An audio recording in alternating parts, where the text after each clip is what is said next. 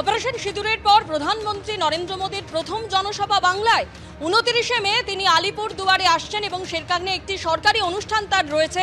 সেই সরকারি অনুষ্ঠানের পর জনসভা করতে পারেন প্রধানমন্ত্রী নরেন্দ্র মোদী, এমনটাই জানা যাচ্ছে এবং এজন্য কেন্দ্র রাজ্য দুপক্ষকেই তৈরি থাকতে বলা হয়েছে।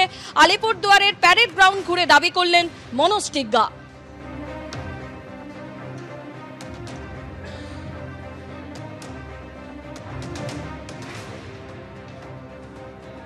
সিন্দুর অপারেশন পরে এটা প্রথমবার যে আমাদের মাননীয় প্রধানমন্ত্রী আলিপুরদুয়ার বুকে আসতে চলেছেন আগামী 29 তারিখ।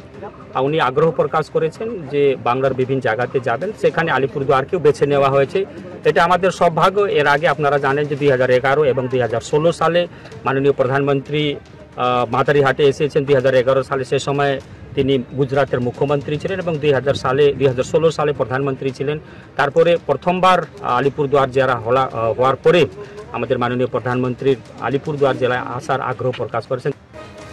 কিভাবে পৌঁছে নিয়ন্ত্রণ রেখায় পাক সেনাবাহিনীর যে চক্রান্ত তা বানচাল করল ভারত, সেই ছবি তুলে ধরেছেন আমাদের প্রতিনিধি। দেখুন সেই ছবি।